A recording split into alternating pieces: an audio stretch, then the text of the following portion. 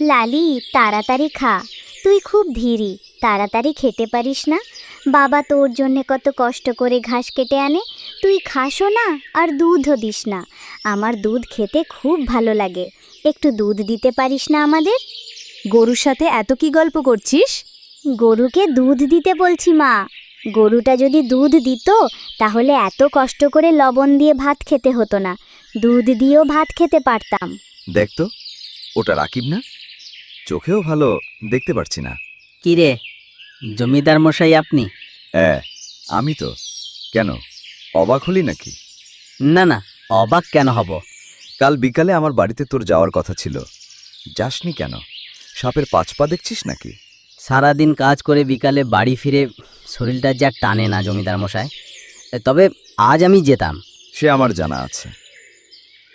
আজ থেকে আমার খেতে তোকে আর যেতে হবে না। 5 মাসের সুদ সমেত আসল টাকা বাকি তোর।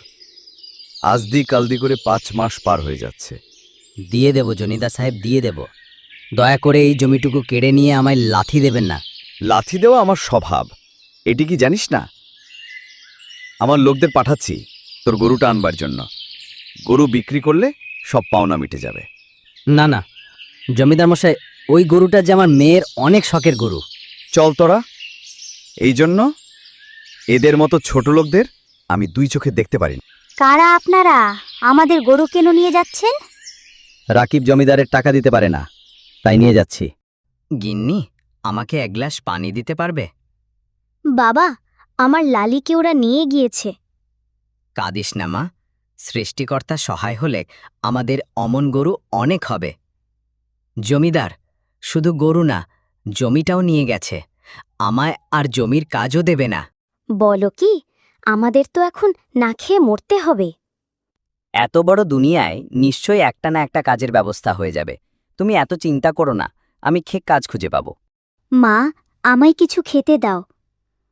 ঘরে এক টুকরো রুটি আছে, যা খেয়ে নে। 1 সপ্তাহ হয়ে গেল তোর বাবা কোনো কাজ খুঁজে পেল না মা। কাল কি খাবি তার ঠিক নেই।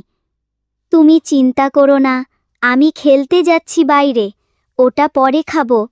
বাচ্চারা যখন খেলছিল তখন রাকিবের মেয়ে দেখতে পেল একটা নষ্ট লাউ। সেই লাউটা নিয়ে বাড়ি চলে আসলো এবং বিচি লাগালো। দেখতে দেখতে লাউয়ের বিশাল গাছ হয়ে গেল। সেটা দেখে সবাই রীতিমতো অবাক হলো।